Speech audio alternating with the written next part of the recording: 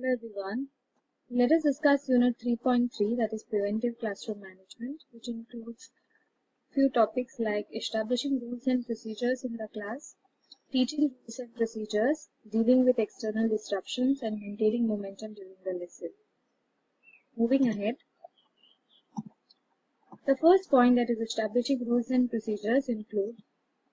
Now, depending on the grade level, at the beginning of the school year, teacher needs to take time to come up with the rules of classroom together with your students. So it is advisable that you set rules for your class with your students so that they know that the rules are important for the class to function. Ideally, this would be 5 to 6 rules. Don't go on setting 10, 12 rules, which will be difficult for them to remember. It needs to be made sure that all agrees with the rules. So everyone in the class, including your students, need to come to a consensus about the rules. And throughout the school year, these rules will be reviewed if necessary. So in case you find any issues in the school or issues managing the classroom, it's important that you review all these rules. And posters of the rules on the wall can refer back to them and point out the students had agreed to follow the rules. So it's important that you can just maybe put those rules on the poster and you can display that poster in the classroom so that they can refer to those rules whenever there is an issue or there is any classroom management problem, so that they can remember they had agreed over these rules and they will have to follow that. The first one is listen carefully. Second one could be follow directions. Third one could be work quickly. Fourth one is respect others. Fifth one is be kind with your words and actions. So certain rules like this, if you could set for your class, it will help you manage the classroom, or basically it will help you prevent classroom management. Now, procedures and routines. Now, when we talk about procedures and routines, this talks about the classroom procedure and routines that we have to follow as a teacher and as well as a student. So, the classroom procedures and routine has to be well established in order for the class to run smoothly. So, what exactly happens when a teacher enters the class? What exactly it follows should be known to everyone. And the three following principles can help you be more successful in establishing classroom rules and procedures. So let us see what are those principles. The first one is build student buy-in. So when I talk about building student buy-in, it's about designing and planning your classroom rules and procedures in such a way that they understand it. For example, all of your best design and planning classroom rules and procedures may be wasted effort if you cannot get your students to follow your rules you establish. It's important that you come to a consensus with them and establish rules which both of you agree to. You might be able to control by intimidation and fear, but we strongly discourage you from choosing this option. So it is quite possible for a teacher to maybe make your students follow your rules by intimidating them or bringing in fear in them, but it's not the right way to do, or may not be the right way to conduct the class. So for one thing, it doesn't work on all students, and for a second reason, it's that it can take all the joy out of teaching. So it's important that you manage to develop a conducive environment for your students in the class, and also manage to prevent the classroom issues if they arise. A more productive approach to ensure student buy-in to classroom rules and procedures is based on mutual respect. So that's where the consensus could come into picture, because you and your students have agreed to those points or those rules, so they are compulsory for everyone to follow. And that buy-in, that buy-in which you develop in the students regarding the rules is very important. Now let us see that it is important for students to understand, or it is important that you understand their point of view. Now, when students take ownership, even if it is a partial ownership, because you as a teacher need to have a certain control over the class, they're likely to be more responsive to the rules and more willing to work to maintain the classroom environment. So it's very important that you consider them and take their point of view into consideration. Second principle that you can take care of is clarifying your routines and expectations. A key to your success as a teacher lies in large part in your ability to keep students on task and occupied. So it's very important that you keep your students on task and occupied throughout. You need to spend time at the beginning of the school year setting up routines and explicitly conveying your expectations in terms of students' academic responsibility, their accountability, social interactions and behaviors. So it's very important that you tell them what are they expected of. Humans are creatures of habit and routine is important for people, young and old. So it is all about the habit and routine that you develop among your students. Establish routines to help your students to know what to expect and what is expected of them that we just discussed. The third principle that we can take care of is share the responsibility equally. One way to be efficient in managing your classroom is to recruit students to take part in the operation. After all, it is a place and a time that you and the students share. So the responsibilities should also be shared. So it's important that you equally distribute the responsibilities among you and your students. Naturally, there are limits to which responsibilities can be shared, isn't it? So certain responsibilities as a teacher you need to take up, and certain responsibilities you can give it to the students, like maintaining the classroom environment and not creating chaos in the classroom unnecessarily, not talking in the classroom while the teacher is talking. Certain responsibilities like that could be shared with them. Students can, however, be expected to be responsible for keeping the classroom picked up, for maintaining a reasonable level of noise, or for monitoring their own behavior, like I just said. So this was all about how you can manage your procedures and routines in the classroom. The second point is teaching routines, teaching rules and procedures.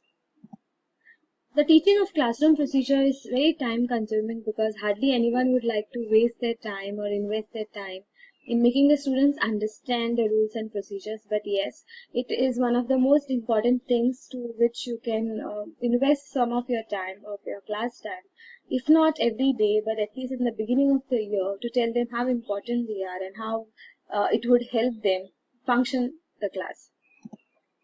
First, each routine must be taught thoroughly, and second, there are many of them to teach. So why usually most of the teachers don't go into teaching procedures and routines, because you need to tell them what exactly you expect of them, and secondly, there are too many things to tell. So it sometimes gets difficult to plan out things and maybe put it to them, to the students. Yet, in spite of the initial investment, classroom routines are one of your primary labor-saving devices. Because if you invest certain time into that, the things or your activities in the classroom which you would conduct in future would get more easier. They reduce your stress each time you have the class do something. Over the long run, the investment in training pays for itself many times over. So it's very important that you invest in the right thing so that it can pay you back whenever it is necessary or whenever you conduct any activity in the class. Now, research has repeatedly shown that teachers with the best run classrooms spend most of the 2 weeks of the semester teaching procedures and routines, and that looks like a very long time. If not 2 weeks, at least a lecture, or like a lecture, the first lecture could be devoted to that. Teachers who do not make that investment deal with the same behavior problems over and over all again, and it becomes difficult for them and they cannot complete the activities and the task on time because of the issues related to classroom management. Many teachers make the mistake of announcing rather than teaching parameters to their students. So it is not about how you announce rules and procedures, it's about telling them how they are supposed to follow it. The truth is that the students do not learn what's announced, they learn what they are taught. So it's important that you don't just focus on the announcements, instead you teach them what they're supposed to do. It's not enough for us to mention solely on day one what the rules are or to passively display them on the wall. Would you expect your students to learn the quadratic formula just by announcing it one day or hanging a poster somewhere? So similarly, how we give importance to the concepts that we teach in the classroom, similar importance we need to give to the rules and procedures that we would expect our students to follow. Remember that expectations are taught and not passively absorbed. So how can we teach students to behave in the ways that maximize their learning and the success of the total environment?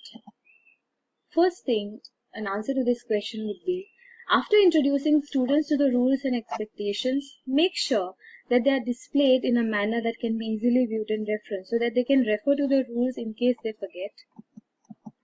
Second thing is by putting a large colorful poster in an easy to see place in the classroom will work well.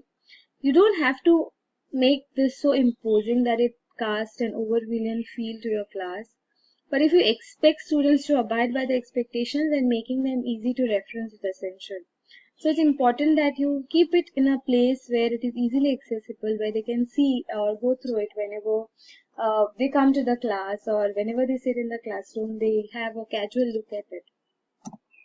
But beyond just the introduction and posters, the most effective way to teach would be is to reinforce them in the context. So whenever any student follows a particular rule, you could just reinforce the student positively so that the others also take cue from that and they also will follow that. Third one is, as situations come up that require abidance by certain procedures or expectations, make sure to verbally indicate this to the students. So it is also important to indicate them verbally about the rules. And if students do not follow the expectations, take a moment right then and try there to remind them in a respectful way of what the expectation is. So if there is any expectation or any rule which is not followed in the classroom, it is also important to stop there and let them know what exactly is being missed out. And if teachers do this throughout the year, it can actually increase the amount of time dedicated to classroom instruction and dedicated learning, because various researches suggest that most of the time in the classroom goes in managing the class, and very little time is left for the teachers to teach the content they are supposed to. And the opposite is true too. If teachers fail effectively to reinforce these rules, then there's a corresponding decrease in the time that's dedicated to instruction and learning. Also, it's important to model these actions yourself. If you expect your students to think, speak, and act, and interact in certain ways, make sure that you exemplify these characteristics. So it's very important that you yourself as a teacher also follow the rules and see to it that they are observing you and following the ones that they are following. This is important first because it's easier to enforce the rules we follow ourselves, and second because the example shows the students the rule in action. And by modeling the academic and behavioral expectations, we move from just announcing and reinforcing to actually living out our expectations in a way others can emulate. Now, another aspect related to preventive classroom management is dealing with disruptions. So what exactly we need to do, or how we exactly need to deal with disruptions. Now, there are certain behavioral aspects of the students which can lead to classroom disruptions. So, following behavior faculty should avoid when dealing with disruptive behavior. First thing is, do not overreact to the situation, address the problem as it is. So don't just overact in the situation, like if something goes wrong, just keep calm and see to it that how you can manage it in a calm way. Do not use the situation as the purpose of revenge, retaliation, or reaction to prior interactions with the students in question. So don't pick up things which you might have had with the students prior while the interaction is going on. Do not give in to the students' demand just for the sake of stopping the disruption. So if they're asking for something and just to avoid the disruption, don't give up to them. To do so will give other students reasons to cause disruptions because they may think that they'll get the same result if they behave similarly. So what you do here with that one student will be noted by the others and accordingly they would behave. Additional strategies that may help in reducing or eliminating disruptions include the following, like addressing the students privately, respectfully, and in non-offending way. Attempt to take the steam out of the conversation. Use a calm and non-confrontational voice.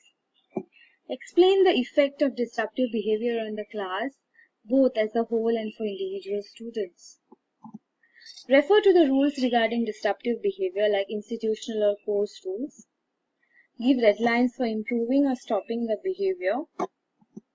If a reward is appropriate to stop the disruptive behavior, use it, but be careful it is not unfair to the other students in the classroom. So these are some of the additional strategies that can help reduce eliminating disruptions or that behavioral issues in the classroom.